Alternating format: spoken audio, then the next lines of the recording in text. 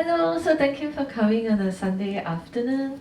I'm really happy to have gathered today like a distinguished stellar cast of discussants, and of course thank you to the Asian Film Archive for making this program possible. It's been such like a pleasure working with them, and they've kept everything running so smoothly. So thank you in particular, of course, to Karen, to Kiwi, to T, to T-Power, right, and everyone. So today the speakers will speak in the order of the screening of the films. So I'm just going to do a round of introductions. So the first speaker will be Cheow-thia, right, who is Assistant Professor of Chinese Studies at the National University of Singapore, and he specializes in modern Chinese literature with a focus on Singapore and Malaysian Chinese literary production from the 19th century to the present. Right, I'm going to give everyone like a shorter introduction. Right, so then the second speaker is Shelly Chan. So Professor Shelly Chan, she's a historian of China and Chinese migration, the University of Wisconsin-Madison, and her recent book is a really very good book, Diaspora's Homeland, Modern China in the Age of Global Migration with Duke University Press, asks how Chinese mass immigration transformed China and reconceptualizes diaspora as a series of moments rather than simply as a set of communities, right?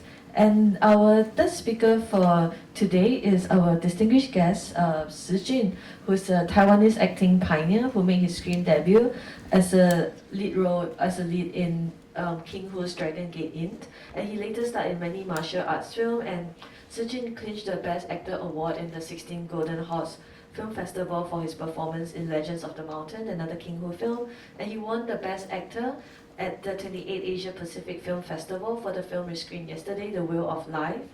And he also was awarded the 49 Golden Horse Award for Lifetime Achievement in 2012. So we also have his translator, Jessica Tan, who is currently a PhD candidate at Harvard University's Department of East Asian Languages and Civilization. She's writing her dissertation that examines Sinophone literature and films produced in Southeast Asia and seeks to demonstrate the complexities of transnational and transcultural exchanges between Southeast Asia and East Asia during the Cold War. Right, and then our fourth speaker is Guo-Juin. He's Associate Professor of Chinese Culture in the Department of Asian and Middle Eastern Studies at Duke University. So he has a book, Taiwan Cinema, A Contested Nation on Screen, and it's the first and only book in English that covers the entire history of Taiwan cinema since the colonial period, and the book is also available in Chinese. And the fifth speaker of today is Shaoling Ma, who is Assistant Professor of Literature at Yale-NUS College, where she works at bringing together the vestiges of theory, Marxism, media, and deconstruction with global Chinese literature, art, and cultural history. And her first manuscript is under contract with Duke University Press. Right, and I'm Elizabeth Wijaya, and I just started a job this month at the University of Toronto, where I'll be teaching East and Southeast Asian cinema. In fact, this is my first official event since I started my new job, and I'm really glad that it's being held in Singapore with people coming from across Asia. So, and that's very significant for me since this is where I received most of my education prior to my PhD. So in terms of the format for today, I'm going to give a really short sort of overview of the rationale for putting these films together. And I think there are some of you here today who actually watched all the films with us so far. We still have one more screening in a small town that will be at 5 p.m. later today.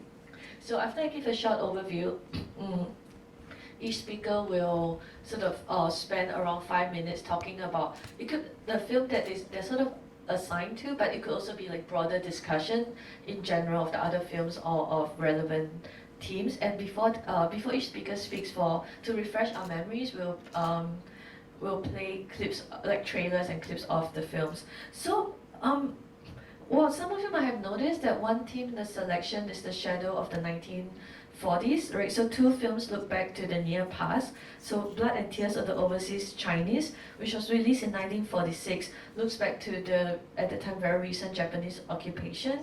And in Singapore, and then you have Spring in a Small Town that's screening later, that was released in 48 and is set in a small town in China in 1946 at the end of the Second Sino-Japanese War. Right? And with the release of Spring in a Small Town in 1948 was very much affected by the tumultuous change in 1949, and the epic ramifications of that year for ordinary lives were explored in the period of over 40 years in this film we screened last night, Banana Paradise. So that was released in 89. And with the opening film Love in a Fallen City that was released in 84 and looks back through a work published in 1943 by the writer Eileen Chang that Cheow-thia gave us like a lovely discussion of on the opening night. So looking back to a work published in 43 to a love affair that has its course changed by the Battle of Hong Kong in 41. And so as Hong Ko-jin said yesterday in his discussion of Banana Paradise, when does Migratory Times end? Right? And the Wheel of Life, right, though not obviously about the 40s, it raises a meta question on the intertwining of three lifetimes and historical era. So from the Ming Dynasty to the Republican era to 1980s Taiwan. And the film also ends with a tease, right, of when this fourth lifetime will be. And the release of this omnibus film, The Wheel of Life, that was made by the cinematic titans of the time, King Hu, Li Xing, and Bai Jingrui, also crossed with another omnibus that year that marked the rise of the Taiwan New Wave, right? The Sandwich Man, 儿子的大玩偶, by Hou Xiaoxian, Wan Ren, and Zheng Zhuangxiang. So, and in that year, another luminary that many of you are familiar with, Edward Yang, also released that day on the beach. So a question that interests me is really this intersection of public and private, of individual and collective memory, history, and migration, and the question of how the historical remains or returns as contemporaneous, and how these crossings occur between the questions of historical periodization, historical eras, and also the changes in film eras, film waves, film forms, and film aesthetics, right? Which of course has to do with questions of the archive, broadly conceived, but also in very critical material ways. You have the work done by the Asian Film Archive of storage, preservation, restoration, and dissemination. So some of the topics that might be relevant today will be of public and private memory, how certain events, including wars, are remembered more while others are forgotten, the relation between cinema and memory, the role of the archive, whether as national institution, as repository, and the film as an archive, of course, and also the question of, because the films are selected to be, they were shot in Singapore, Taiwan, Hong Kong, right, Misa, please?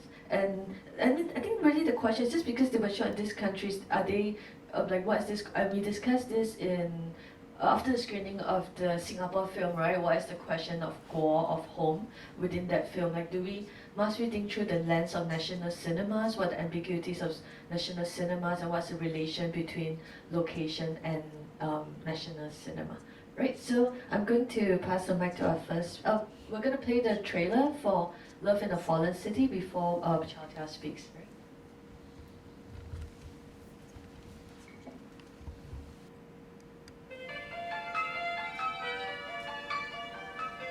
留素命途坎坷嘅女人，柳原浪漫不羈嘅男人，佢哋相遇、相識、相擁在舞會，抱下一段傾城之戀。我愛你，我啲細路你。似有情，亦似無情，一段不確定的愛喺動盪嘅時代裏邊滋長。 如果有一日，當我哋文明全部被毀滅，就係少年或者淨係剩低啲夢想。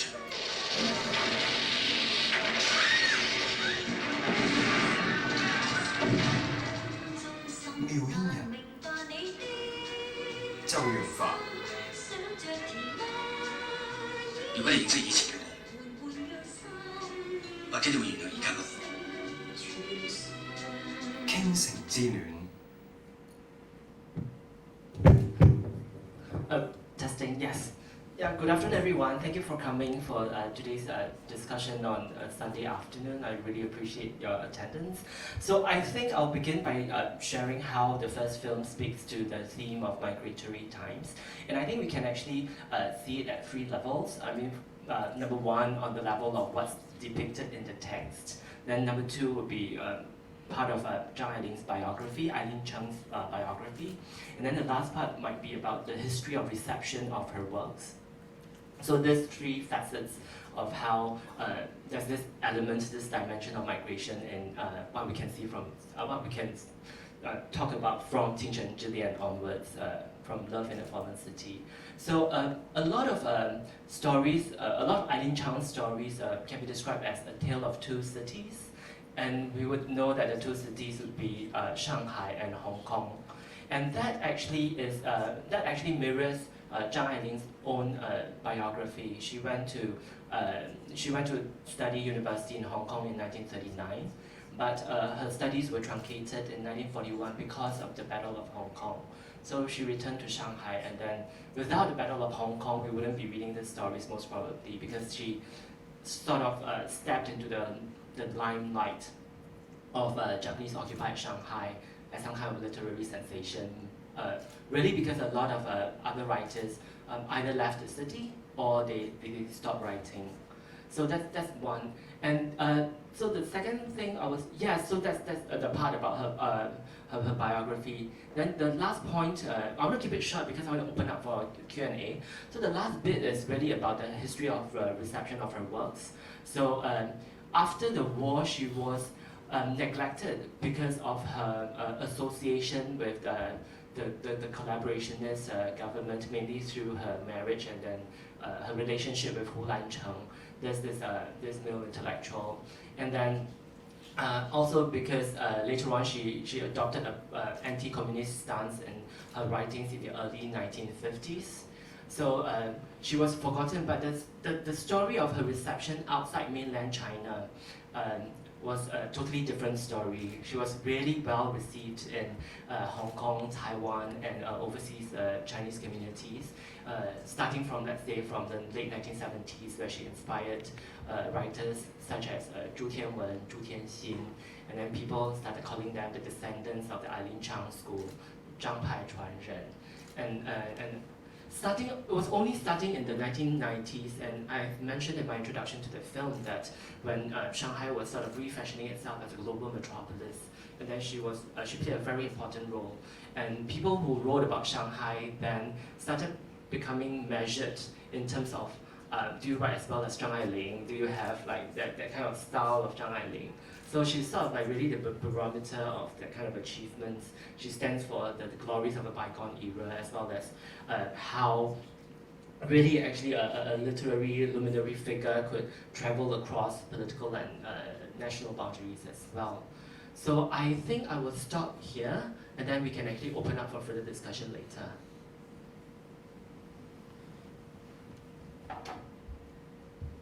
So can we play a clip of the Singapore film, and then before Shelly speaks?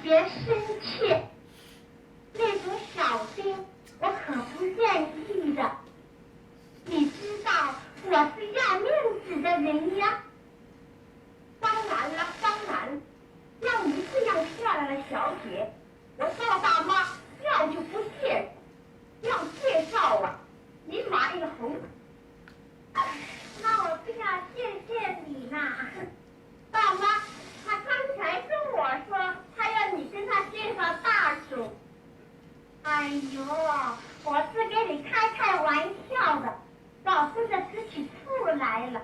谁跟你吃醋了？你愿意，你嫁给他好了。谁要是再来逼我，我是预备死的。丁小姐呀，她的性子实在太指责了。我从前没有看见过中央人，也不知道怎样了。现在看见了，还不是跟我们中国人一样的吗？中央人呐，比起西洋人、南洋人来真好得多了。怎么样的好了呢？中央人呐，长短大小都和我们中国人差不多，就是有胡子也不这么一点儿。啊，那是你的耳朵，不是你的鼻子。啊，金小姐，我们还是讲正经话吧。你托我的事情，我一定给你出力帮忙。要是事情成功了，你怎么样谢谢我这媒婆呢？啊，那当然是有福同享了。一个人总得知恩报德。大妈，你不但是我的媒婆，我将来还得拜你做我的干妈呢。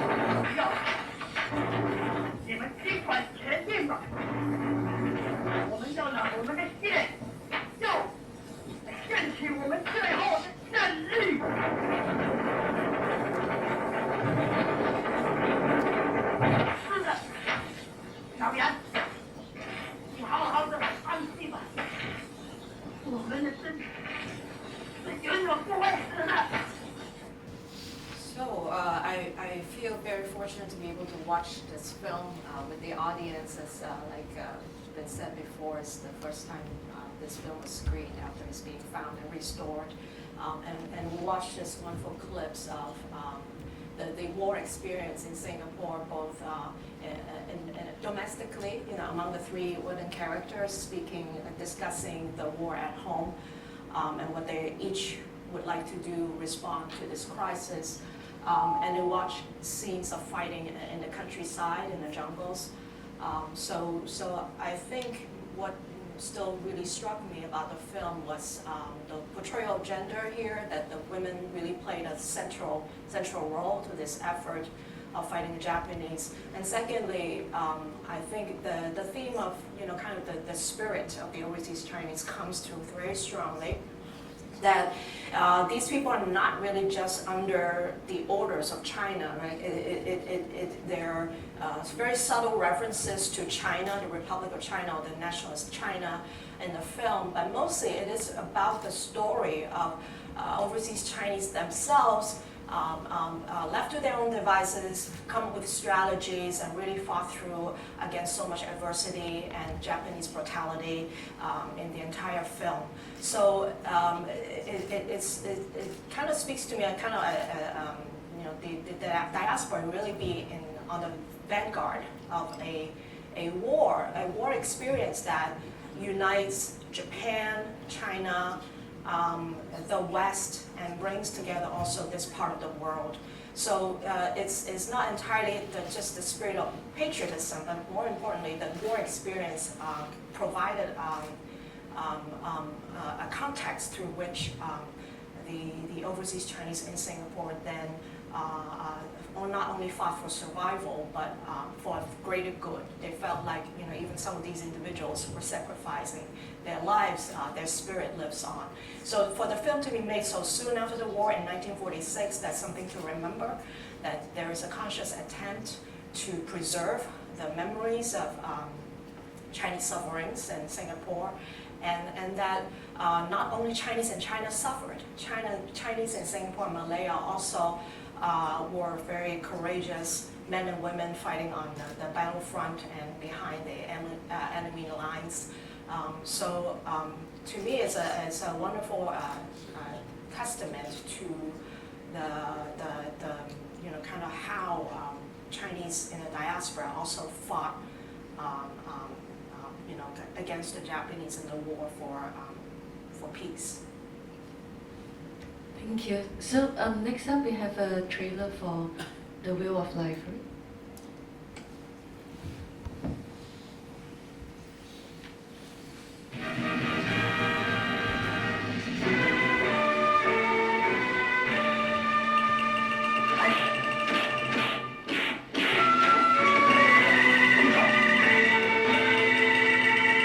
有这个要人要剑，你就能挑一样。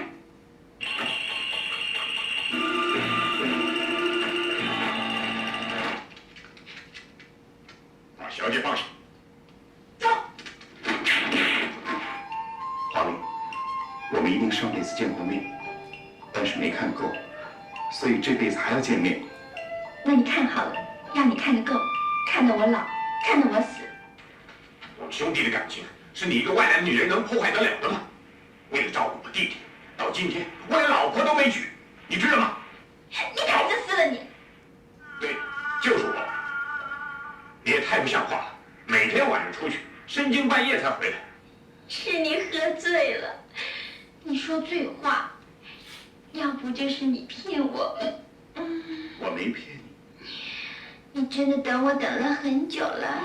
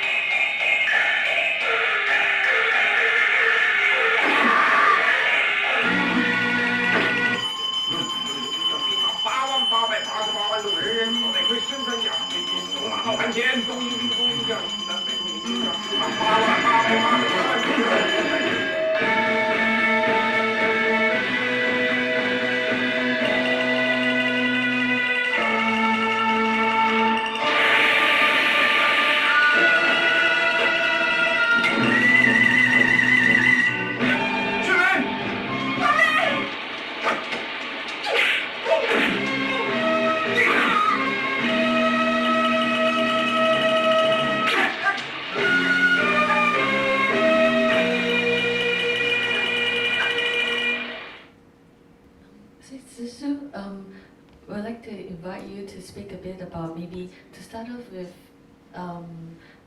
in the film we see lifetimes across 3 very different parts of Chinese history, right? So do you want to speak a little about that?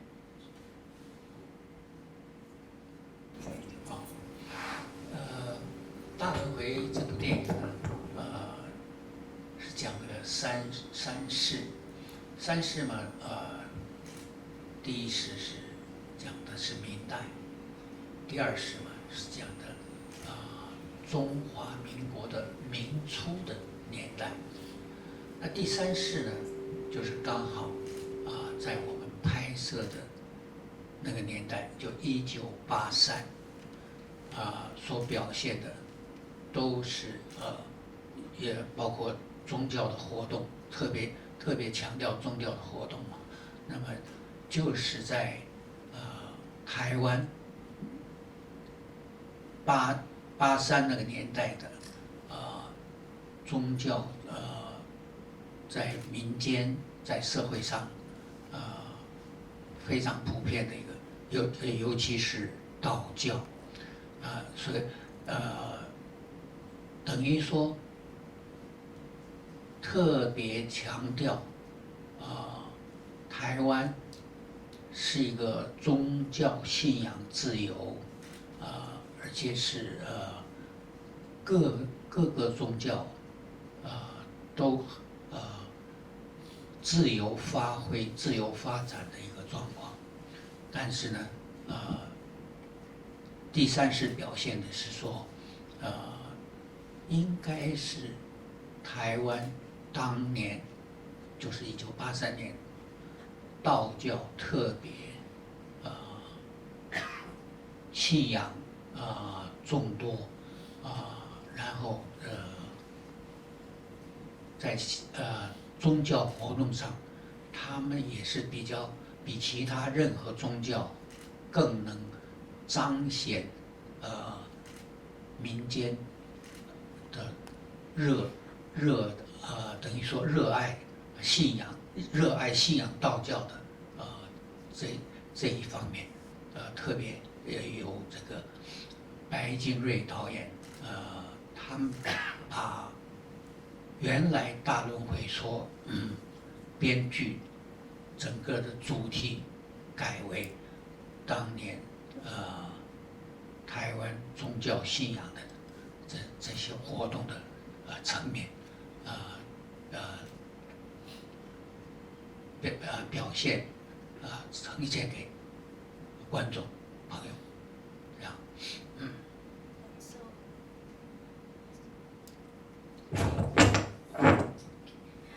，So the Wheel of Life is about three reincarnations of the three protagonists in the film. So the first reincarnation takes place in the Ming Dynasty, and the second reincarnation, it actually takes place during the early Republican period in China. And the third period takes place, which is similar to the filming production period of the film itself, which is during the 1980s in Taiwan. So it was released in 1983, and the third reincarnation director, Bai Jingrui, actually chose to focus on the Taoist rituals and the rich Taoist culture, the religion culture in Taiwan during that period. And this also reflects a kind of a religious freedom in Taiwan during the 1980s, and also the really passionate enthusiasm of the Taiwanese people during the 1980s. Yeah.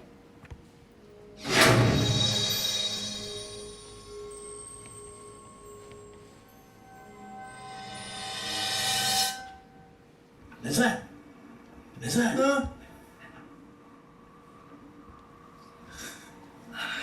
干什么？俺爹走了，你怎么办？啊？你怎么要走了呢？部队要走，俺怎么不走呢？看你说俺再回去，他会打死俺的。上，哟，喝酒没？叫你什么你就应什么嘛，叫你舅奶奶，俺叫你舅奶奶，你会经常丢个奶子吗？刘俊元是你的真名字吧？是真的，这真的好偏见呢。你知不知道，你现在有匪谍的嫌疑？你承认是不是？是的，是的。这张呢？这张是。这个呢是飞机补给，都是英文的。这些表格虽然是乱，不过全部只是打勾勾啊。不好乱打的呀！没出息，吓成这个样子。有种的，明天晚上到我屋里来，我等你。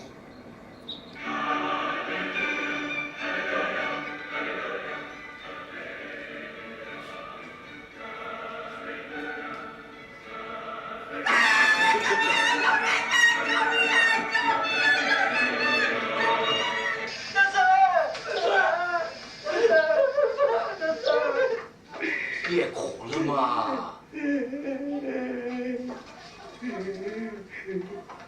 你奶奶那里，那你躲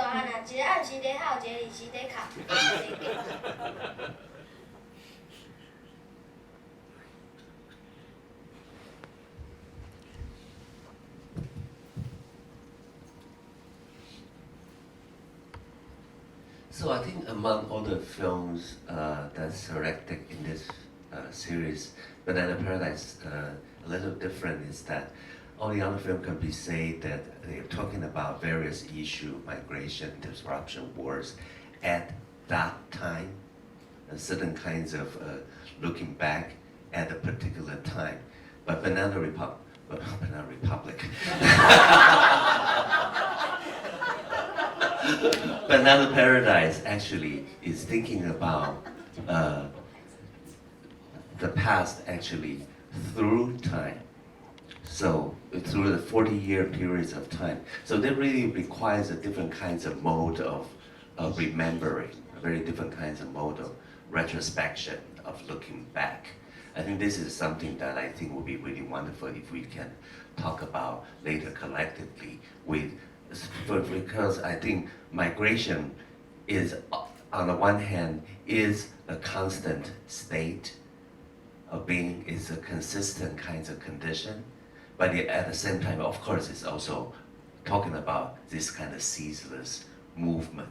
Even if you have migrated from point A to point B, migration doesn't stop because migration always implies a certain kinds of either going back or moving forward, a continuous diasporic experience. And then Banana Paradise actually give us a really incredible cinematic example of thinking about migration through time. I think this would be wonderful things to discuss a little bit later. Thank you. So now we're going to watch the trailer of the film that will be screening at 5 o'clock later, Spring in a Small Town.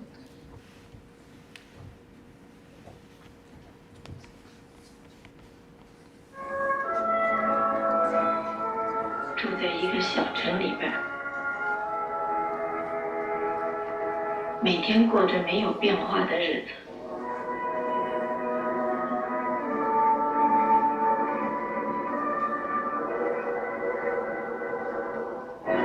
我没有勇气死，他好像没有勇气活了。往后的日子，不知道怎么过下去。谁知道会有一个人来？果然是，想不到是我吧？整整10年了，我们没有见。你为什么来？叫我怎么见你？你们认识？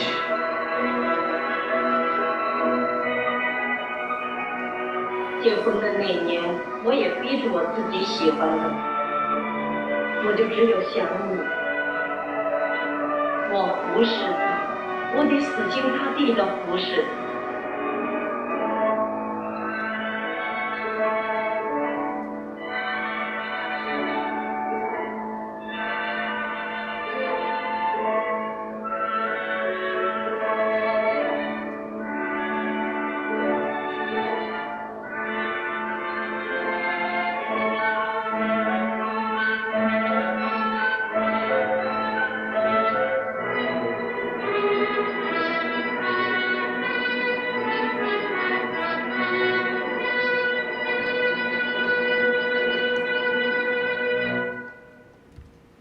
Yeah, so I want to thank Liz first for bringing all of us together from everywhere, and also everyone at the Asian Film Archives for doing all the real work behind the scenes.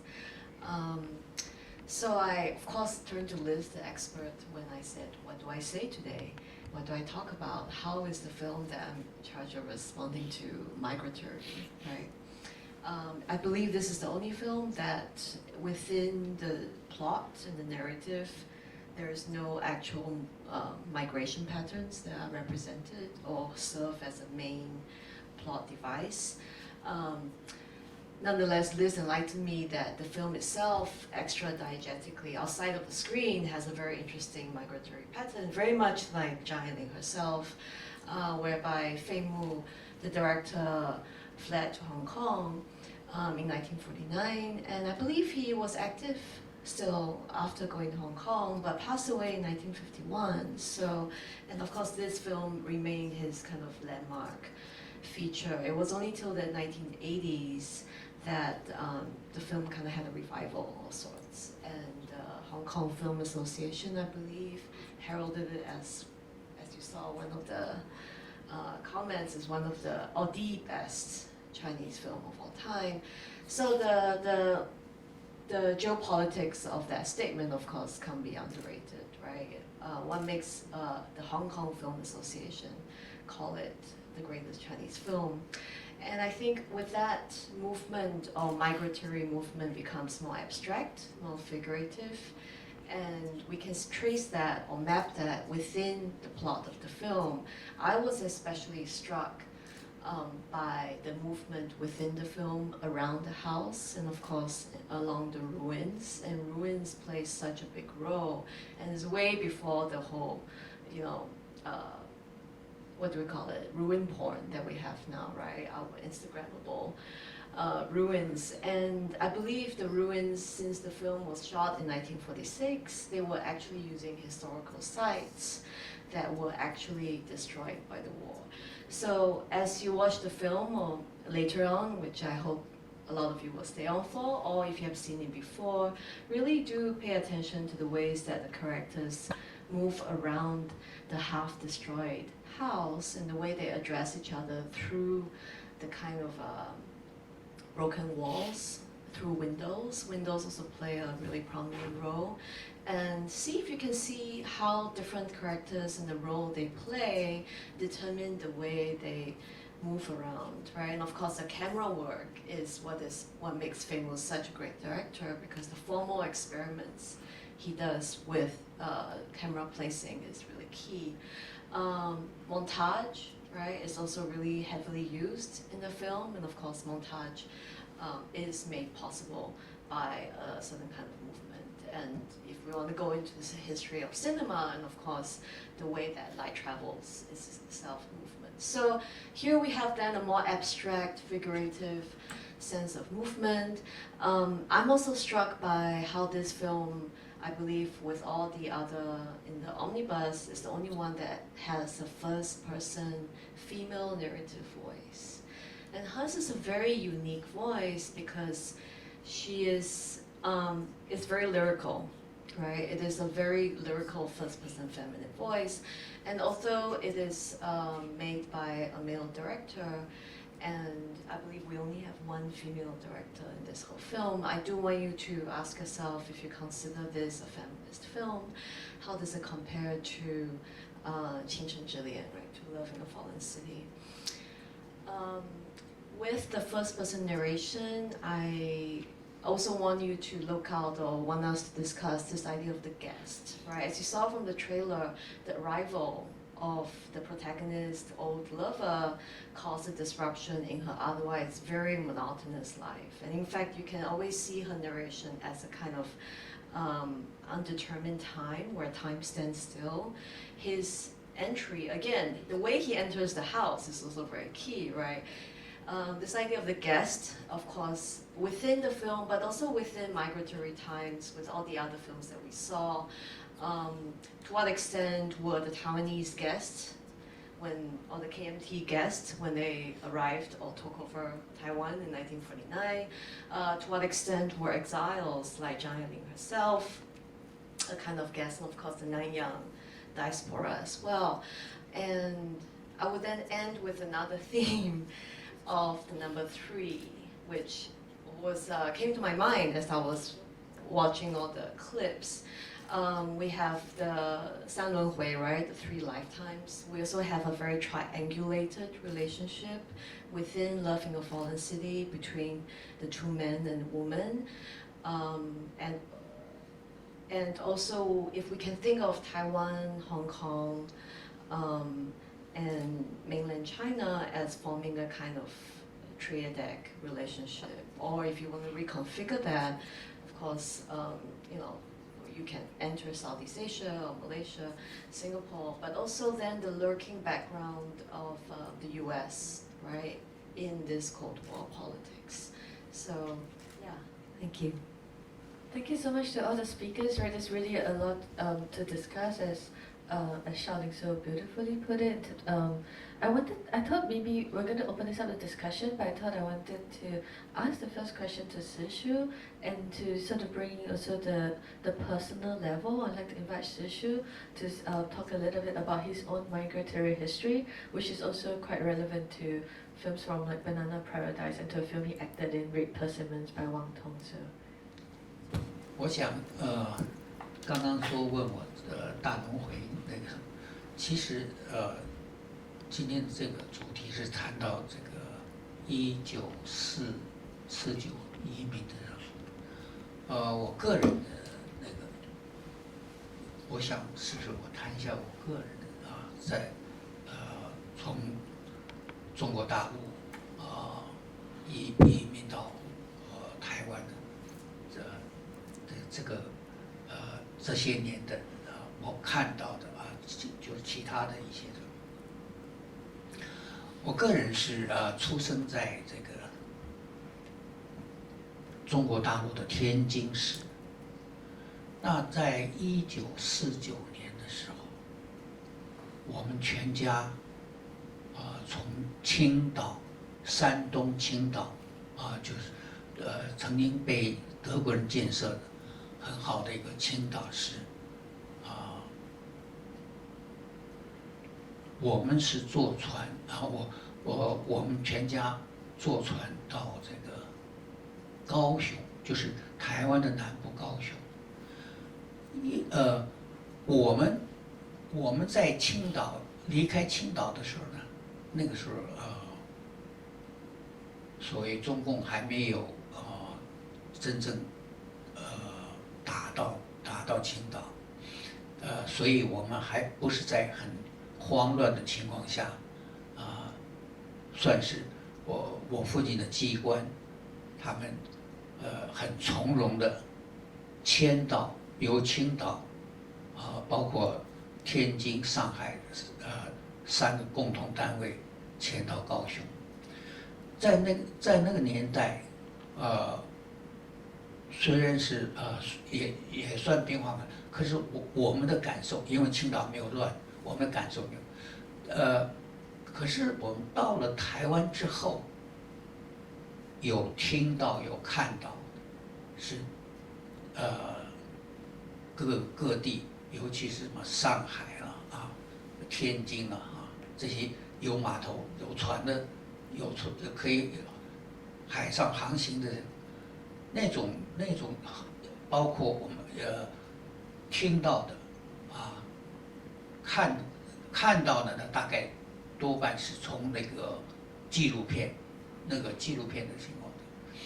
那么这些当年在大陆很慌乱的情况下，到了台湾之后，就像香蕉天堂这样，刚刚不想看，大家没有看整个片的谈。香蕉天堂就是在谈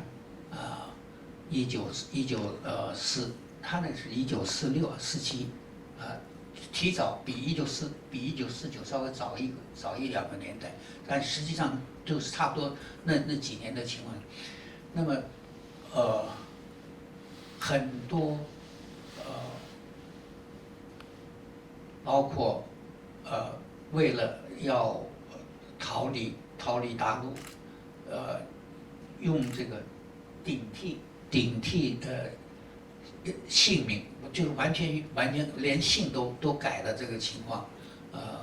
我自己个人我一个表舅，我一个亲的舅舅，他们都是还好姓没有改，但是名字改，因为什么？他们为了要离开大陆，他们必须借由原来人家有的编制里面的名号，姓名来去顶替。然后呢，就说由大陆离开大陆之后，一别就是几十年，到后来能够所谓开放大陆探亲这个情况呢，已经是几十年了。所以很多亲人跟那个什么都已经不在了。计算能够开放大陆探亲，很多人回到家乡，父母甚至兄弟都已经过世。就说等于说中国的这个内战或者说是内乱造成的这种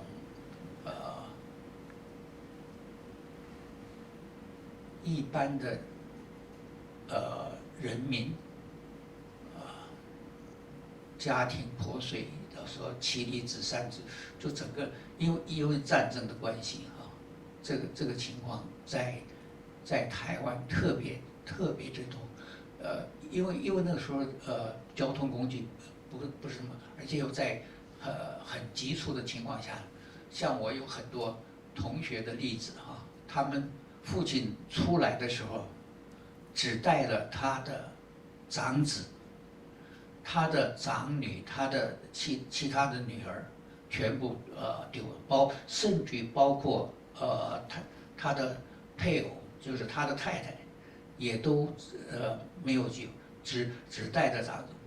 我这个同学里面就有3个例子，就是他们只把长子，或者说长子跟次子带来，其他的姐妹、其他的女儿全部都没有带。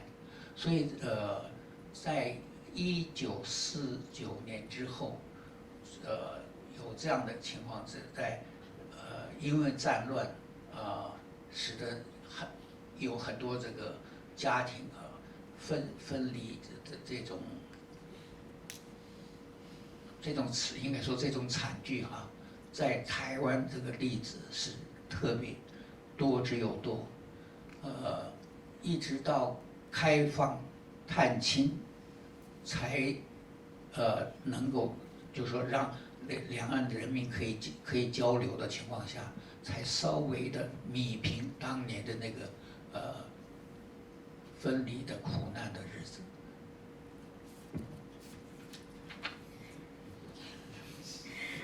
So Shih Chun left China in 1949, and they moved from Qingdao to Taiwan, and they took a ship from Qingdao to Kaohsiung. But because during that period it wasn't that chaotic as compared to other places in China, so it didn't felt too traumatic actually, the experience. But it was only when they arrived in Taiwan where they heard a lot of news and about other places like Shanghai. As well as, but it's interesting because he said that he learned things from documentaries, right, in his comment. And also, after the family arrived in Taiwan, it was just like what it was reflected in Banana Paradise, which was how the situation was like in the 1940s. There were a lot of stories about people fleeing from China to Taiwan, and the stories about people taking out fake identities, and this was essential for survival. And many times they had to take out identities that had been already attached to certain units. So this was something that was common, that we saw in the film, but also common in reality. So the visitation from Taiwan, allowing people to return back to China to visit relatives, only happened in the 1980s. But during that period, it was the case where many relatives actually passed on. So it might be a little too late, and this can also be seen as how the Chinese Civil War has caused families to be broken up. But it's also interesting because Shih also mentioned that several of his classmates had examples of the families bringing only their eldest son to Taiwan. So a lot of daughters or even wives were left behind in China during that period. And it was only with the visitation that was permitted in the 1980s that helped to alleviate some of the traumatic pain of families being broken up. Yeah.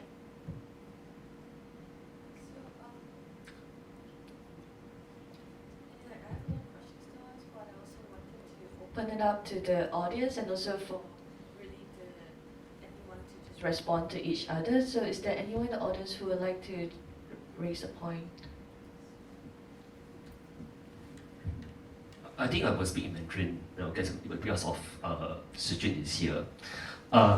如果你看移民的脉络的话呢，以新加坡而言，邵氏在50年代开始，他就以制作在香港，但是取决哪一部片子拍的话，其实取决于新加坡。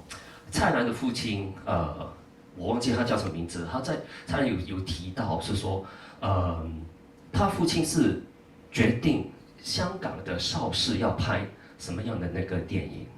就比方说，好像你之前举的那些片子，就是新加坡作为一个决策，因为邵逸夫那时候他很看重蔡澜的父亲，这点是蔡澜在他的书籍里面是最近有提起的。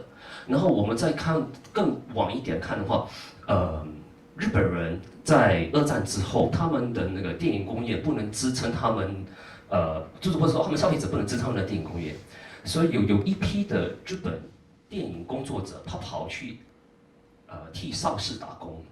我们看到邵氏像郑佩佩他演的那个《湘江花月夜》，他的那个导演，他的那个写音乐的全部都是日本人，但是他们取了汉人的那个姓名，因为呢，可能当时是觉得说，可能香港那一边的群众还在慢慢从日本人侵占了香港3年零8个月的那个伤痛中走出来，所以这是基于商业考量。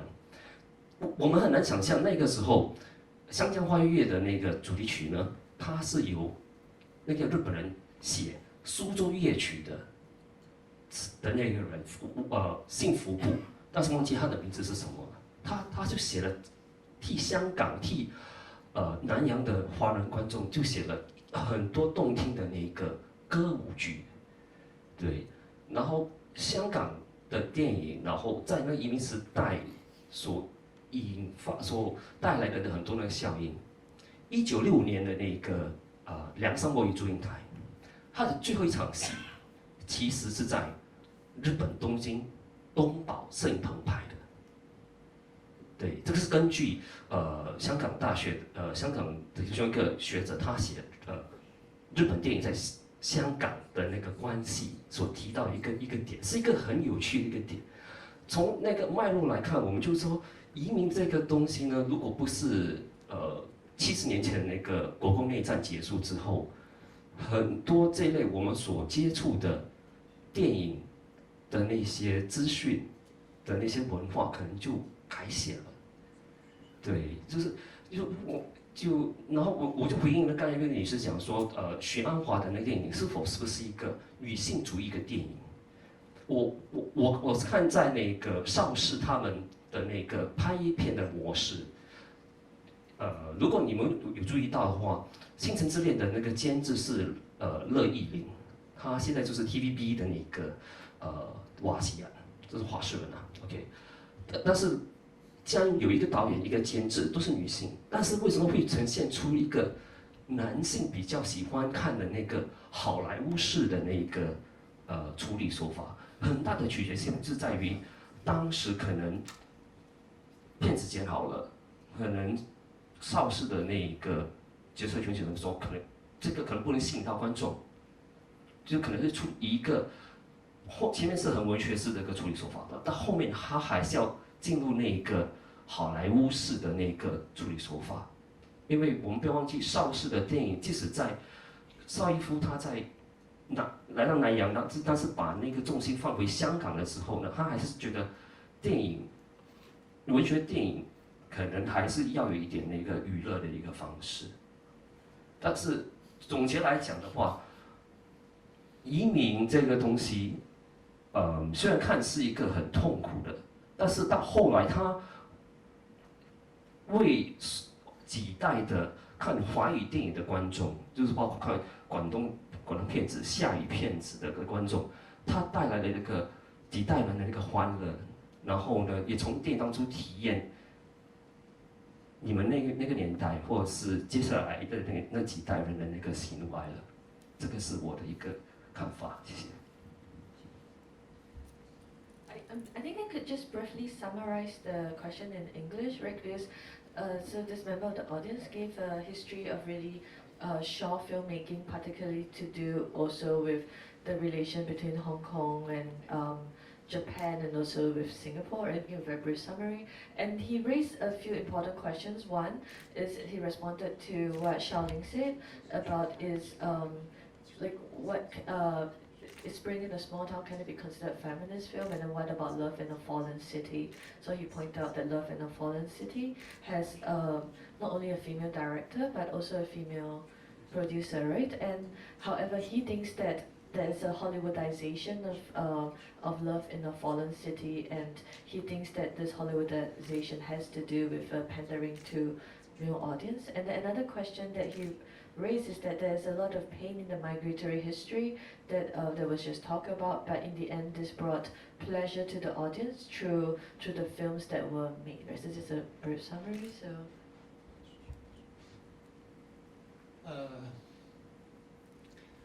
刚刚您讲了很多，其实我从您那听到很多您的看法。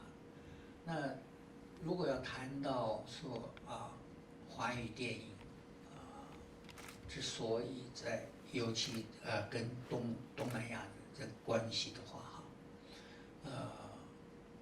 因为我想因为还是跟华人应该有很大的关系，比如说。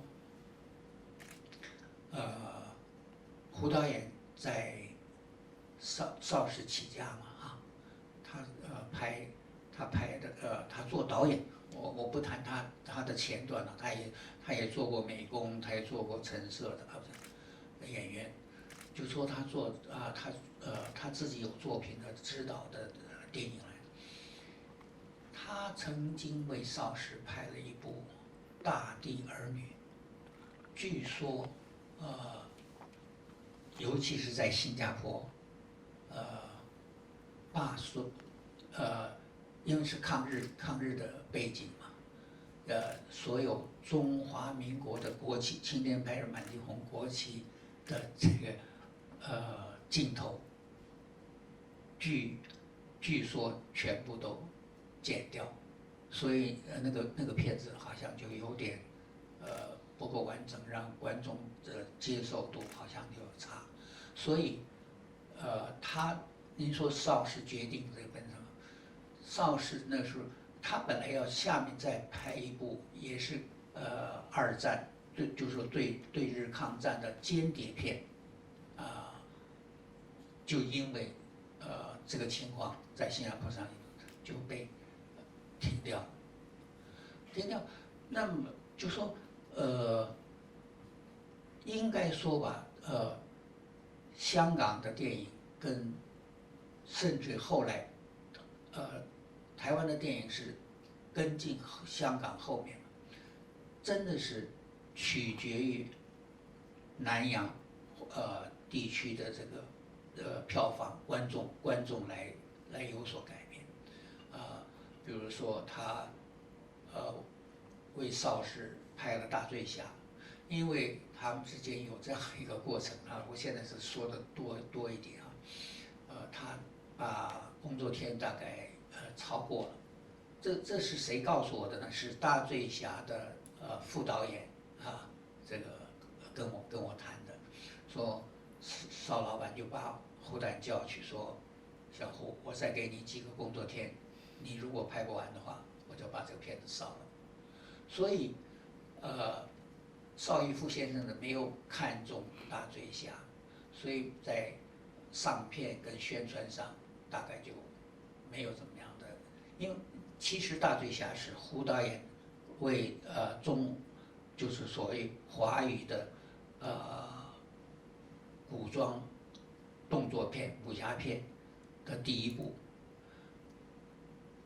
因为被真的是邵氏他的影响都很大，没有给他好宣传，甚至还有点压制的情况下，所以真正能够让胡导演的古装动作片呢，是胡导演为台湾联邦电影公司拍的《龙门客栈》，他真正就是在整个东南亚全部创了票房纪录。当然，这个绝对是因为东南亚地区的华人观众给他的肯定，给他的捧场，啊，所以没有错，就是我们华语电影的类型，或者说是大概应该取决东南亚的这个票房，东南亚的市场，绝对是没有错的情况。以胡导演他这两部戏的那个什么就是包括那个，还有您说邵氏去决定那个什么，就大地人那个情况之后被剪了之后，他本来有一个间谍片，胡导演要拍，就是在应该说是在大醉侠之前就被邵氏否定。也就是说，当年的甚至应该包括今后所有华语电影，中国大陆的不算啊，就香港跟台湾应该会考量取决于东南亚观众的胃口而有采取的走向。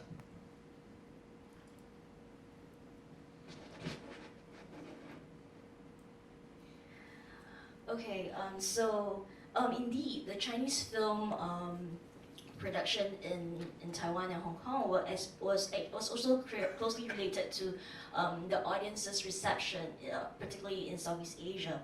So, for example, Shih Chun mentioned the example of King Hu while he was still working in Shaw Brothers. So one of his earlier films, Sons of Good Earth, was actually a Japanese resistance film. But of course, some of the brutal scenes were actually cut from the film, and this actually affected the reception of the film in Southeast Asia. So because of the comparatively bad reception, Shaw Brothers actually cancelled some of the other plans to make a Japanese World War II spy thriller film. And also, Shih Chun also gave the example of how King Hu's subsequent films. So when he was in Shaw Brothers, when he was making Come Drink With Me, 大醉侠, so apparently Raymond Shaw didn't think too much, didn't support this production very much. So King Hu only actually made his mark as a wuxia director with the production of The Dragon Gate Inn after he went to Taiwan and worked with Union Production Company. Thank you. So I wanted to just kind of bring back a few of the points that the speakers brought up and see who would like to respond to them, right? So with Guo-Juin, you have the question that he asked, right? This migration is that it's not just about that time when you move from point A to point B, right? That there's a ceaselessness to the migratory condition.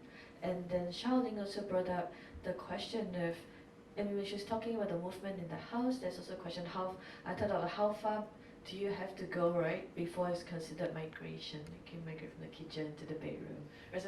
So there's a question of like the distance, right? Because frequently people talk about it in relation to the nation state, right? So sort of like the distance of migration. And then she also brought in the question of migration, not just really as like a physical movement, but then there's also like metaphorical questions of migration or the movement, right?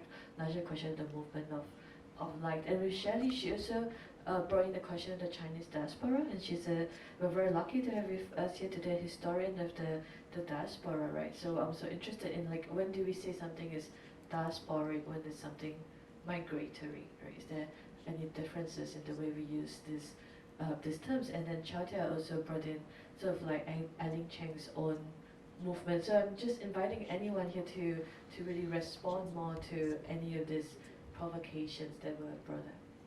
It intersects. It is a process with so many different dimensions. It intersects with national history, local history, global history. that myself looks, my work, I look at the kind of intersecting and temporalities of migration. That's and from the movie Banana Paradise,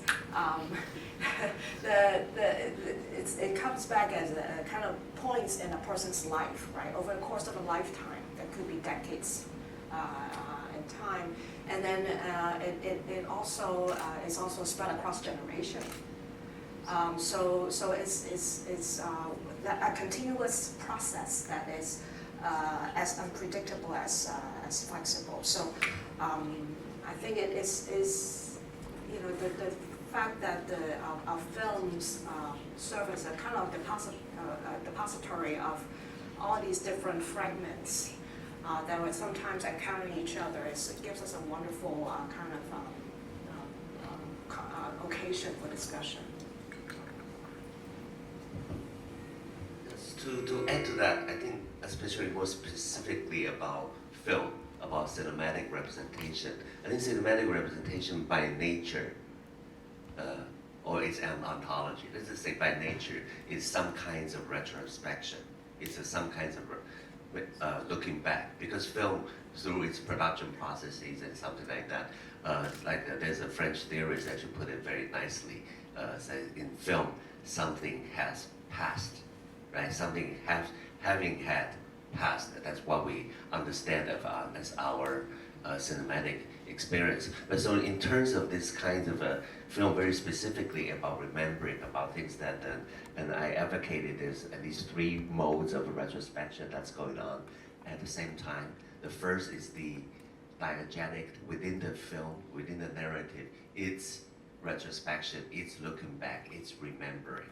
But then there is also this extra-diegetic, this outside of the film, the filmmaker, the producer, the writers, and so forth. They're remembering. That's get to the first level. But there is yet another one that I would like to call the meta-diegetic retrospection, in the sense that because every time a film is being shown, we are actually, as a viewer, as a person who experiences these 2 levels of retrospection, there's yet another one.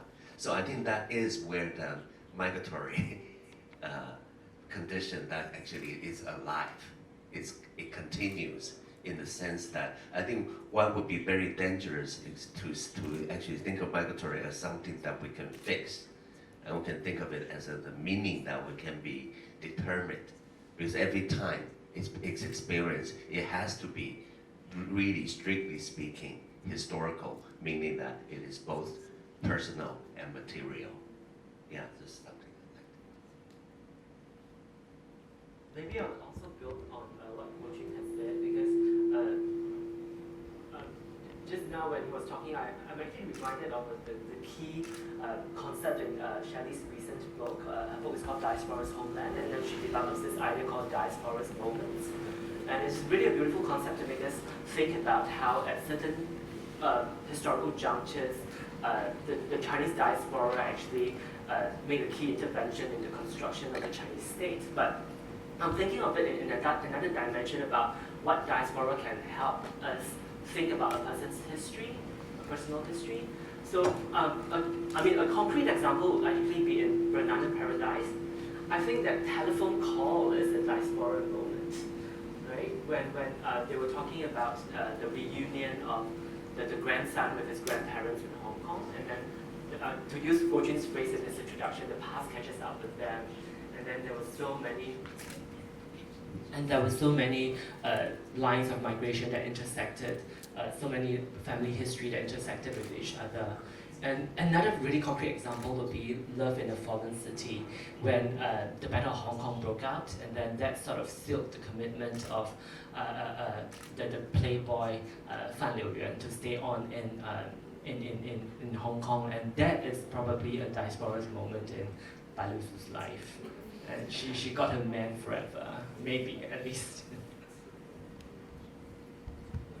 So then stillness or not moving, or stasis, whatever you want to call it, is as equally important, right? The fact that Liu Yuan was stranded, or at least was forced to be responsible for somebody he left behind in Hong Kong. So those moments of not moving, I think, is also key.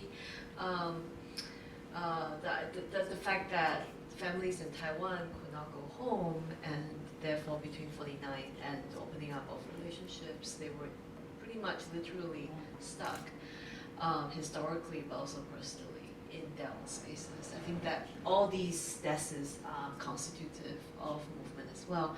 I want to go back to the way that Liz reframed my question about movement within the house, so within domestic space, to what extent is moving from the kitchen to the bedroom or vice versa. I think it's very obvious to trace Yuwen's, the female protagonist or the narrator's movement inside and outside of the house, right? I mean, the classic kind of structures with which women are kept within the domestic space, whereas men are those who can venture outside. I think that's a classic trope, but I think the film really kind of rethink that trope, or at least represent it in the sense of what's outside is no less different because it is ruins. And this is key because Shao Chen Zhi Chun, there is spring, I think, right? Literally and figuratively. But where is the town? There's nobody except his family. And the whole kind of atmosphere of the film is so carefully constructed such that that is the world. And the war just happened, but they are the only ones there. I mean, it's eerie, it's provocative. So you can see Yuwen's kind of, daily going to the market and her stroll around the ruins as a very, as by no means a kind of actual venturing outside, since she's really stuck in a domestic role. But then all the men are represented as pretty stuck as well, especially her husband. I mean, the old love, he's a doctor, will return to Shanghai, right? So he has movement there. But I think what is brilliant about the film is that it blurs the boundary between the inside and outside because of the war, because of catastrophe, and because, of the way it builds out the ruins. I think just thinking about what Shaoling just said, right, with the people you see and the people you don't see. So of course the question of visibility and invisibility is something that I'm very concerned about, but something is also very relevant to the question of the archive, to the question of, like, in very material ways, right? All the films that have been shown in this series and will be shown are restored films, and we have them through the work of the Asian Film Archive, but also the Taipei Film Institute, the China Film Archive, the Hong Kong Film Archive. So sort of like the work that these archives are doing, and in a way it also involves the retrospection, but it also involves like a prospection, this forward thinking, the question of the future, right? And Shushu was also just giving an interview about this with the Asian Film Archive about, right, when you're talking about preservation, who are you preserving for, right? So at the heart of it, so much of it is really a question of time, right? Of how we can think time, or how we can identify moments. And something that Guo-Juin brought up yesterday during the Banana Paradise question and answer that was very interesting, was because he was talking about when Banana Paradise was made in '89, right? That it was only until sometime in the 2000s that you saw films that were really capturing what was happening in the '89 in terms of democracy movements and all that. So sort of like how cinema. So on the one hand, it's cinema filming the past, cinema filming the present, but it's also of how cinema sometimes has to catch up with its own time, or how sometimes you need the archivist to come back to bring back certain times. So actually, I think this Shaoling what just said about the questions of stasis, in terms of let's say cinema in particular, but I think it's also a much more general situation, let's say in the migratory condition, that the stasis is never static, right? It is a stasis of change, so to speak, or in terms of the particular kind of machine, it actually can become very generative because it's a kind of a generative kind of mode of storytelling. So during migratory time and during whatever we think of consider as the time of stasis, it actually generates over and over and over and over again. I agree with the constant reconstitution, temporary and permanent. That the phone call that you just mentioned and Banana Paradise is a wake-up call to how what people felt at that time was going to be temporary. They're just going to be temporarily in Taiwan, right? That it became the experience of a lifetime. It left a permanent effect on their lives and the future generations. So I feel like there's a tension between the two kinds of ways to think about time and a constant neutral constitution. Exactly. I think this is really incredibly fascinating. And then when it comes to the archive, I think that become both a theoretical and a practical question, right? How do we preserve the migratory history? And is it kind of preservable in the sense of a particular kind of materiality that is fixed to be retrieved and so forth? This is fascinating. Yeah, more fascinating than Banana Republic. I think just when I watched Banana Paradise last night, it was the fourth time I was watching it, but it's the first time I was watching it on the big screen. And so that itself is also very significant, right? When do we get to watch something in a theater like this? And of course the different screen sizes and devices that we get to watch films on. And it was only last night that I noticed that on the walls you have this of the two sort of like hometown brothers, right? One of them had gone a little bit mad, implied because of torture, and I'm not sure if you noticed on the walls, right? Because he keeps drawing and he had written like 反攻大陆, right? So and then there's a sort of like this the keeping on to the dream, right, of wanting to reclaim, to fight and reclaim mainland China, and I think it had something to do with sort of the stasis, also the time that he was stuck in because of the kind of the extreme experience that he had gone through, right? So there's a sense of that by the 80s, it seemed like for example, the son had a very different idea of what reconnecting to China meant to what he was, I mean, that would be his nephew, right, was holding on to in terms of what the return to China is. And in other films in the like Taiwan New Wave period, right, for example, would be, some of you might know Holdouts, A Time to Live, A Time to Die, the very, very touching scene that for some reason is very close to my heart. It's so different from my history. The whole idea that the grandmother had not didn't want to invest in expensive furniture, right? Because she thought that it was temporary, and then before you know it, and there's a sentiment expressed in Banana Paradise, before you know it, this is your lifetime. So there's also a question, when do you identify, right, this migratory moment, and when do you think that I'm in the migratory moment, or maybe like in certain ways it might have ended before you, in a certain definition before you even know it, right? Or maybe you're in the middle of it and you don't even know it's happening. Or like more philosophical, is there any home to go back to anyway, right? Once migration happens, or even what Shaoling even say, even within the domestic space, right? Is that really the concept of the very idea of home or nation, right? Is there such thing as a nation that as nationalism we would like to uphold to begin with? I wanted to maybe invite Shih Chun to talk a little bit about, we spoke a little bit about this yesterday at the end of Banana Paradise, because he also acted in a film by Wang Tong, the director who is going to be awarded a Lifetime Achievement Award this year by the Golden Horse Film Festival, right? And the film he acted in is Great Persimmons, which also has some, which has some relevance to the themes we were discussing, and I wanted to ask him to talk to us a little bit about this. 关于王彤导演的那个《红柿子》，是我有参与的。他的那部电影呢，应该说是他的自传。那我在戏里边呢，饰演他的父亲。那整个的故事的就是他这部影片也是说中国大陆那个时候内乱的情况，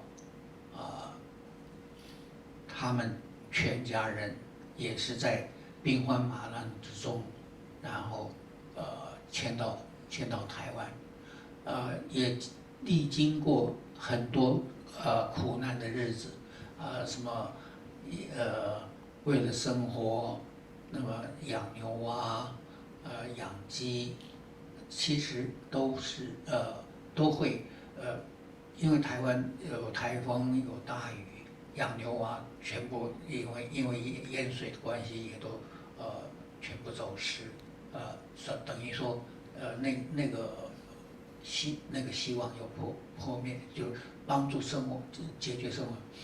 那个关于说那个养鸡的部分呢，我在戏里面拍的，跟我当年我们来台湾的时候也是一样的情况。那些外省的这个逃到了台湾，虽然是可能像我父亲，对不起，像我父亲他是公务员，然后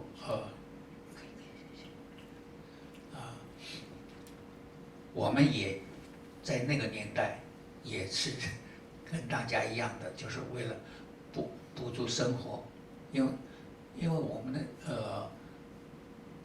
那个年代从大陆到台湾的儿女都众多，像我们就是兄弟姐妹是6个，所以为了生活也补助生活，也跟着大家一起养那个所谓的来亨鸡，到品种是来亨鸡，就专门生蛋的。我记得那个年代大家为了抢那个去买那个蛋，我曾经等在人家那个比我们先养成的鸡蛋，鸡在生蛋的情况下去等在，通常鸡生蛋都在中午之前嘛，那我们起早就跑，大概提早吃完早餐就跑去，然后跟他们这个收集他们那个蛋还是温热的情况下拿回来，再找那个台湾的土鸡去孵那个小鸡，来把它养大。可是我们起步就已经晚，然后因为大家一片的，就是说在养鸡都没有专业的常识，都是家里面是公务员或者这样，都没有专业常识，所以整个一次鸡瘟，全部所有的那个投资下去的完全是等于最后就是等于0，所以在红柿子里边也有这个情况，就是我养鸡最后也是落的这个没有办法，希望能够生财，能够增加家庭收入。那他那个过程呢，也是兵荒马乱到了台湾，然后在很艰苦的情况，那个年代我想大概整个东南亚也都生活水平也都是很低的情况，尤其是二战之后，大家都在这个恢复这个情况，所以生活很清苦，然后也是因为子女众多，比如说在红柿子里边，王彤导演他们兄弟姐妹是12个之多，12个，一个妈妈生了12个之多，所以那个众口要这个什么，所以那个口，实际上这中间又有一个幕后的故事，戏里红柿子戏里边是说有12个子女，实际上妈妈生了13个，可能王彤导演认为13个数字不太吉利，所以他在戏里边只出现12个子女。那所以那个你就说香蕉天堂的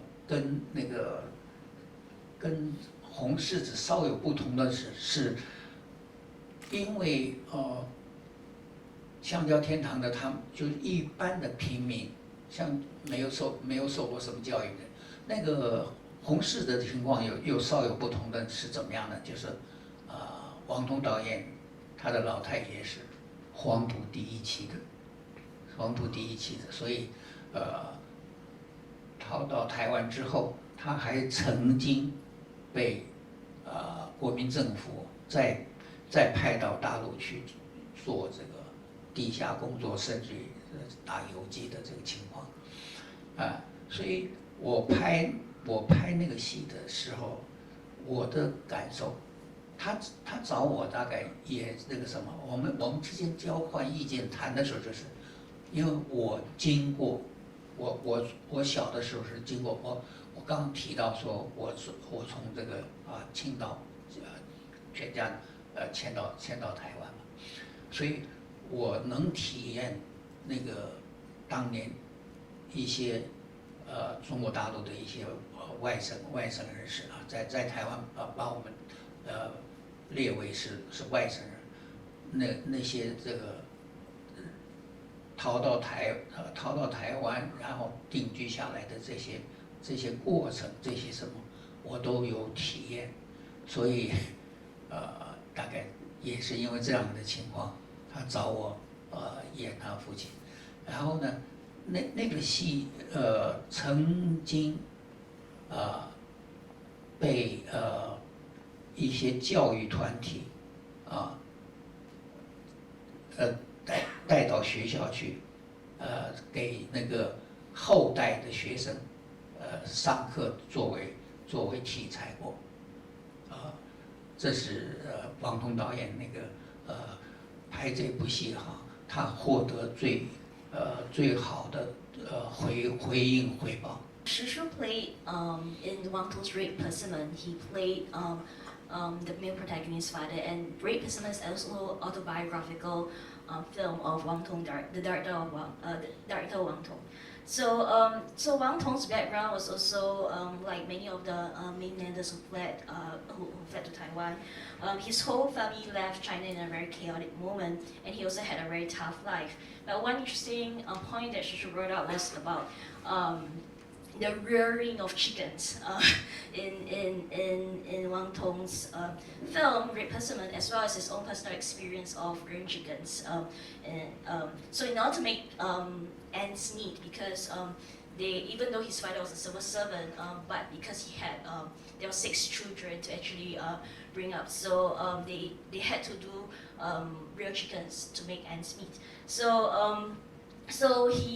They had a specific kind of chicken, the Lai Heng chickens that could lay eggs. And so after breakfast, he would actually go and collect the eggs, and then to bring it to other chickens in order to incubate them. But this kind of moments was also reflected in the film itself. So there was a lot of resonance between how the common realities of life then was also reflected in Great Persimmon.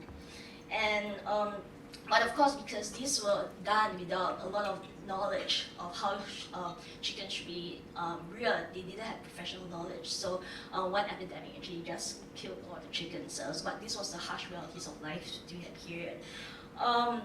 So he also brought out another interesting point, because the families there were usually very large. Like Wang Tong actually has, in Great Persimmon, there's actually 12 children in the film.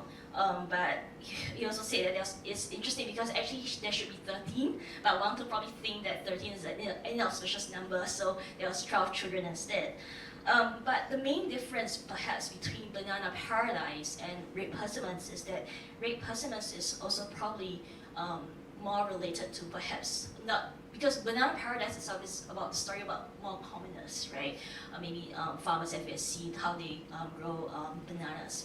But maybe because Wang Tong himself, his grandfather was a Navy official in China back then, so and also later called back to do some underground work. So it's probably a very different take on the realities and how these mainlanders in Taiwan settled down during the early 40s. I want to invite the audience again to, yes.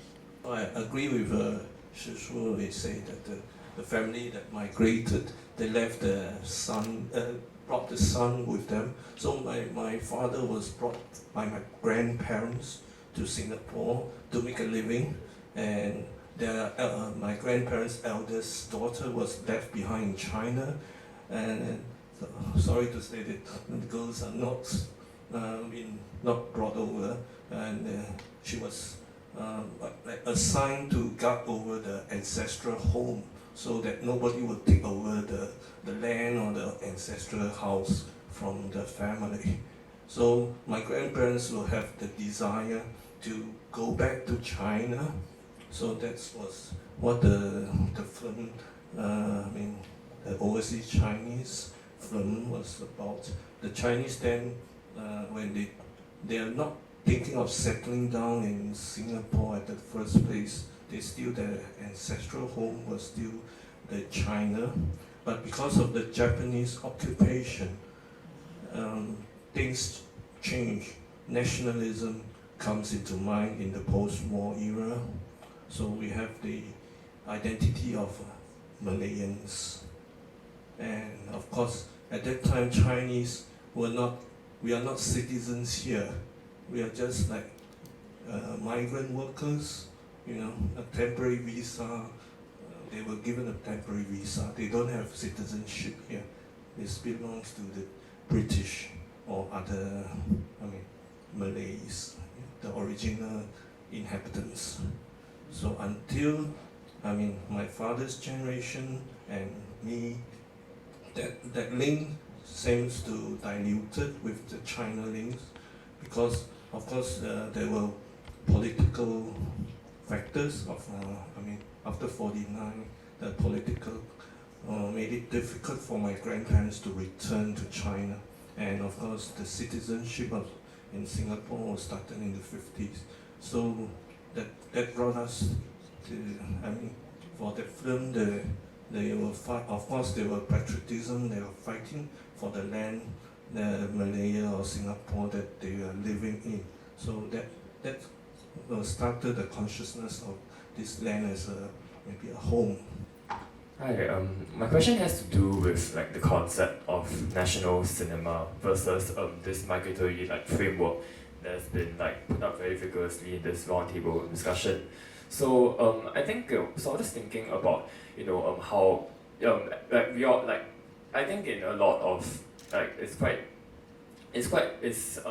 lot of people are also having a lot of objections to the idea of national cinema also, or that it's becoming increasingly problematic in, for example, not just in academic frameworks, but also we talk about the production conditions and how to account for them. But then and then as a very attractive kind of counterweight to this, right, that the idea of a migratory experience can kind of serve as a good counterweight to the whole how national cinemas can be very totalizing in the sense of drawing such rigid borders, as I think it was the gentleman next to Dr. Wijaya that was talking about when there's the potential of the nation to become such an all-encompassing thing. But then when we talk about this migratory experience in cinema and how and even this also suggests that all cinema is inherently migratory, I'm wondering what are the potential pitfalls of such of it. Do you think it kind of brings us to this point of abstraction where we can how do we differentiate different kinds of migratory experiences? It's obviously not so much of an urgent issue for this program because it's mostly in Sinophone cinemas.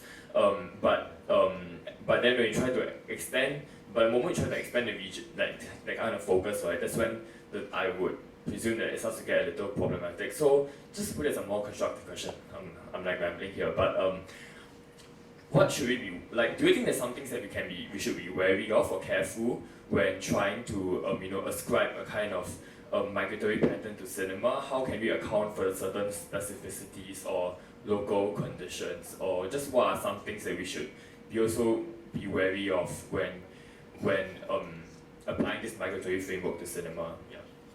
Well, I think don't get us wrong. Nation is not going away, right? So I always joke about like there are two things that when nationalism or nations are most celebrated. One is Olympics, sports events. The other is International Film Festival, right? When nations are sort of, but to be serious, I think while we celebrate it, we try to really find the power, the positive, the energy from migratory films and the nature of migration in various kind of cultural production and circulation. At the same time, like you say, there are all kinds of political realities that I was recently invited to go to Israel, and then also didn't make it into the Palestine, but went to a Bedouin country, and I met with a lot of Syrian refugees and so on and so forth. For them to be able to claim an old-fashioned national cinema is very important. It's very important. But for me, as someone born and raised in Taiwan, to really resist a particular kind of nationalism is also a very real politics, right? So I think the idea of our relationship to nation and nationalism cannot be any kind of orthodox relationship either, right? So I think what you are cautioning us is really important, right? I agree very much with what's just said. I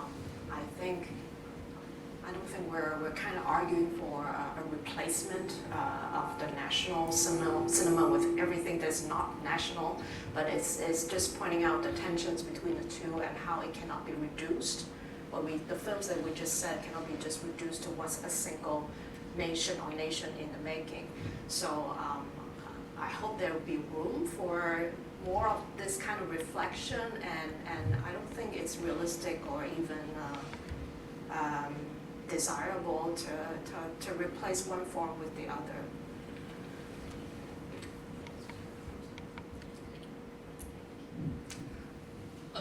I'm also thinking about your very important question through the lens of literature, because this is also a debate that happens in other, I guess, artistic mediums as well. And for me, I think it is useful to think about, to think of this question with a sense of history, and then especially with regard to the research location that you might be situating yourself in. And I give a very concrete example. It is actually about a debate about the definition of Taiwan literature that a scholar Cheow-thia had with a diasporic Malaysian writer Huang Jingshu in Taiwan. So this naturalized Taiwanese writer who's Malaysian born, he's asking for a denationalizing of literature. So he's dissatisfied with how Malaysian Chinese literature is both marginalized in Malaysia, which is Malay partisan, and in Taiwan, where the Malaysians come even after the mainlanders, after the Minjindang came into power. So, but Cheow-thia thought that his construct is problematic because she thinks it's not dissociating a literary formation from a place or a nation. It's actually about a troubled relationship with nation. So she used the example of how she found the writings of this literary theorist, literary historian Huang Deshi useful. And this Huang Deshi was picked up by Ye Shitao in 1970 when he wrote one of the first literary history of Taiwan. So Huang Deshi, who was writing in Japanese, gave 5 categories of what it means to be, the definition of Taiwan literature. So people who are born and bred in Taiwan, people who have spent who have migrated to Taiwan and settled down, that's the second category. People who have spent short visits in Taiwan. And then the 4th category would be people who moved out of Taiwan and still write about Taiwan, right? And we think about Guo Songfen and those people. And then the 5th category is the most debatable, I think. It's actually about people who have never visited Taiwan, but for some reason develop a fascination with Taiwan and still write about it. So I think the most meaningful discussion happens within people who are concerned about the place, whether you want to call it nation or not, about what it means to include or exclude at a certain historical juncture. And that is a conversation I think that should happen in many, many venues, I mean, including a roundtable like this. I think I wanted to also echo what some of my fellow discussants have been saying, and I mean, I don't think any of us would think that like thinking about migration is like an either or relation, right? Like the migratory versus the national, right? But I think there is an important distinction to be made in what I think Guo-Juin was talking about between the nation and nationalism, right? That, and I think between cinema and the questions of the nation, it can really be a question of what true thinking, and you also mentioned like cinema production, right? So what true thinking, the specificities of cinema from different point of views, like how true that can we see different, like different visions, competing visions of what a nation is, what it might look like at that point in time, right? And this is something that Shelly brought up in when she was talking about Blood and Tears of the Overseas Chinese, right? What did Guo mean at that time? Like if you're watching it now in Singapore, right? What nation will be very different from the film in 46 was thinking about what nation was, what was home. So in this kind of way, cinema can shift the nation, but it's really like Guo-Juin said, I don't think it is really, I mean, ideologically I'm definitely not in like a post-national moment, because that and we have to be attentive that there are people who are, we're still fighting for a nation. And to echo also what Cheow-thia said about this definition of the, like, what is Taiwan-ness, right? Like with film funding and film production and with exhibition, sometimes there are strict, there's messiness, but there's also strict criteria to sometimes fulfill, right? In terms of how do you qualify for, say, the funding like by Taiwan Ministry of Culture to say that this is a Taiwan film. If you're asking the Singapore MDA to fund a certain production, how can you say that it's a Singapore film? I don't think you can say this is my migratory film, so all of you, all the nations you're involved, give me money, right? So in a way, that's why cinema is interesting to me, because it is working in many ways. Before it's made, while it's made, and after, it is working within this sort of tensions of the geopolitics, but never just sort of immediately stuck in the geopolitics, because there's also questions of imaginations, visions, and competition. I mean, another point that you brought up, of course, that we've not really talked about, but we already had a discussion, the question of the Sinophone, right? The relation between like this academic discussions and so discussions that are taking place at multi-levels. But we only have like a few minutes left, and I thought it would be nice to sort of ask the panelists to sort of give any closing remarks if they have, so we could do it in whoever, right? Either order. I think something we didn't really talk about yet, but it's obviously lurking in all our discussions, is race and ethnicity, right? So obviously the problem of the nation state does not at all address the complexities of race within the geographical and sovereign boundaries. So we had this discussion after watching Love and Fallen City, with the depiction of the South Asian so-called princess figure who turned out to be a kind of social climber, and to what extent is that depiction or that exoticization an evidence of a kind of multicultural, multiracial, cosmopolitan Hong Kong. I was also struck by the audience members' comment about Japanese involvement, which I've not seen. I did not come to the Banana Paradise screening, but in the trailer, the Japanese figure, I mean, was it played by a Chinese actor, or was it even a Japanese? Yeah, Blood and Tears. It was played by Chinese, right? I mean, this is 2019, but recently Singapore itself had the crazy fiasco of the one Chinese DJ who played all the races. I mean, come on. So, yeah. So where do we even start? Can one perform nationality in the same sense that one can perform gender? I think race, but the gender question is the same, right? Can a non-female director make a feminist film, or do you have to be So I don't know, it's yeah, a can of worms all the way down. That's my positive. I just want to stress that I think the gender and sexuality issues are so important and so fundamental. I wouldn't say it's over or beyond or before other questions, but it really is so. I'm really a hardcore feminist. I can make a feminist film. I guess I would remind everybody and myself from time to time is that human beings have always been migrating. That's how we've come to where we want to be. At the same time, nation states have just been forming since the 19th century. So we kind of have to remember that over the course of the human history, it's all about migration, adaptation, coming and going and seeking. And so the films today tell us something about that state of seeking, right, instead of having. So I really enjoy being on this panel and really thank Elizabeth for hosting this event. Well, now it's difficult because we can't travel that much, right? Yeah.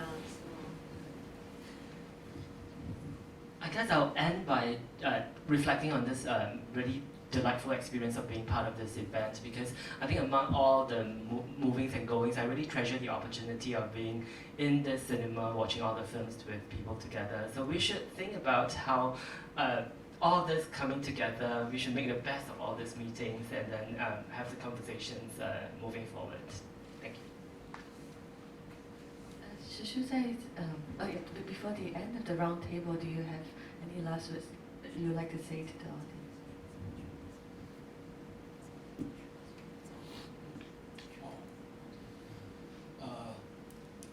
我想这个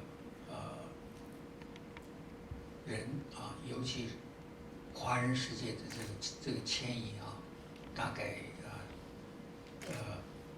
不要追溯以前的历史，就是从1949之后，可能今后的跨界，今后的应该